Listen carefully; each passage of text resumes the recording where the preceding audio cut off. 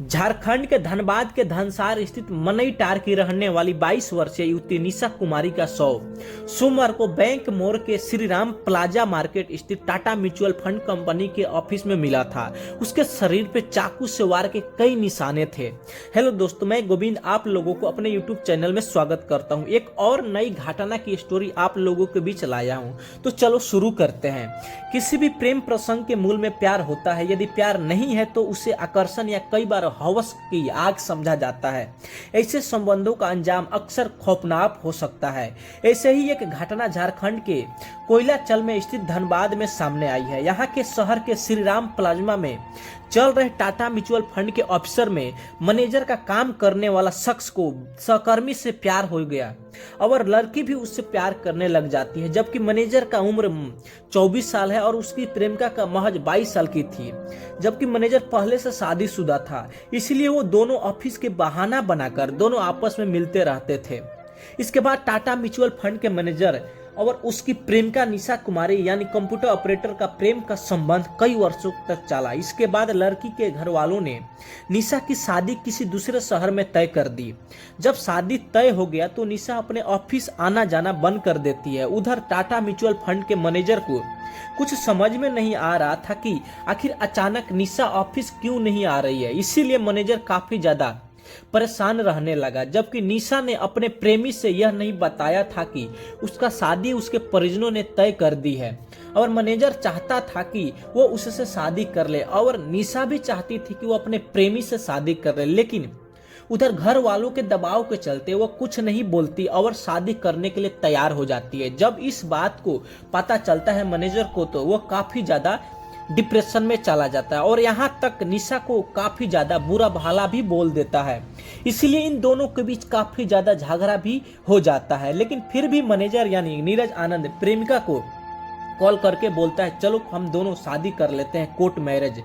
तब निशा मना कर देती है कि मैं अपने बाप के खिलाफ नहीं जाऊंगी, जहां मेरे पिताजी शादी तय किए हैं वहीं शादी करूंगी। और वो अपने प्रेमी को काफी ज्यादा समझाती रहती है, लेकिन वो कुछ नहीं सुनता है और ना समझता है और उसका बोलता था कि तुम धोखेबाज हो, तुम लड़कियों को यही आदत है प्यार करके किसी कहीं और शादी कर लेना। इसके बाद निशा की शादी हो जाती है और वो अपने ससुराल चली जाती है और इधर मैनेजर उसके याद में तड़पता रहता था, बस निशा को याद करता रहता था। इसीलिए उसका स्वास्थ्य भी दिन पर दिन खराब हो चुका था।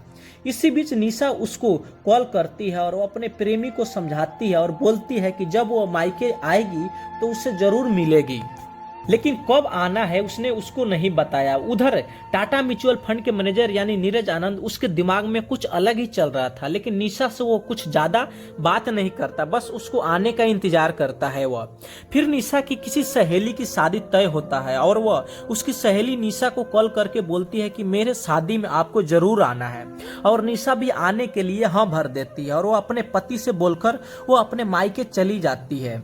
मायके आने से पहले वो अपने प्रेमी को कॉल करके बता दी है कि मैं मायके आ रही हूँ अपने दोस्त की शादी में, लेकिन उसको यह बिल्कुल पता नहीं था कि उसका प्रेमी उसके साथ क्या करने वाला है। रविवार को उसने पापा से बोलती है कि पापा मुझे शॉपिंग करने जाना है, आप मुझे छोड़ दो। और पिता ने उसे शहर को बैंक मोड़ पर बाइक से छोड़ दिया था। वह सीधे अपने प्रेमी से मिलने निकल जाती है ऑफिस में और उधर उसका प्रेमी भी इंतजार कर रहा था। लेकिन देर रात होने की वजह से जब निशा अपने वापस घर नहीं लौटी तो घर वालों को काफी ज्यादा चिंता होने लग जाता है और उसका फोन भी स्विच ऑफ बता रहा था। इसीलिए वो ज्यादा डर जाते हैं।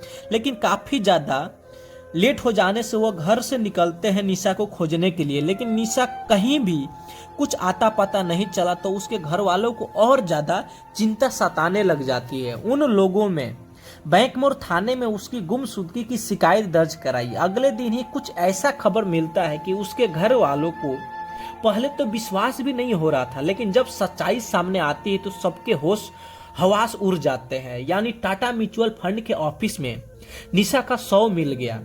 दीपक भगत को अपनी बेटी और मैनेजर के संबंध के बारे में पहले से सब कुछ पता था। उन्हें समझ आ गया कि इस घटना का वही अंजाम दे सकता है। उन्होंने पुलिस से नीरज और उसके साथी राहुल पर शक जताया। दूसरी तरफ नीरज आनंद ने इस घटना के बाद वहां से फरार हो गया था। इसकी वजह से भी उस पर शक गहरता चला गया। पुलिस ने इस मामले में हत्या को केस दर्ज करते हुए नीरज की तलाश शुरू कर दी। काफी ज्यादा छानबीन करने के बाद सोमवार को उसे गिरफ्तार कर लिया गया।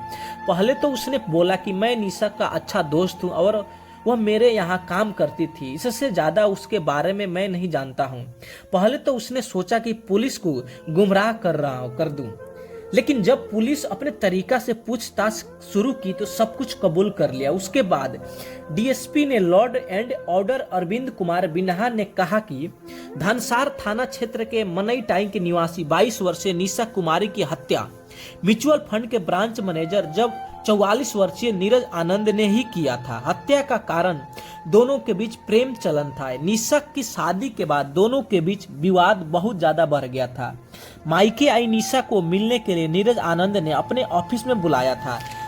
रविवार होने के कारण ऑफिस में कोई नहीं था। वहीं पर अजीत आनंद ने चाकू से वार करके उसने निशा की हत्या की थी। हत्या आरोपी को गिरफ्तार करने के बाद उसकी निशानदेही पर वारदात में इस्तेमाल किया गया चाकू भी बरामद कर लिया गया है। पुलिस ने इस मामले में आरोपी को गिरफ्तार करके जेल में डाल दिया है और आरोपी भी अपना गुनाह कबूल कर लिया है। पुलिस को काफी ज्यादा आरोपी को प्रताड़ित करने के बाद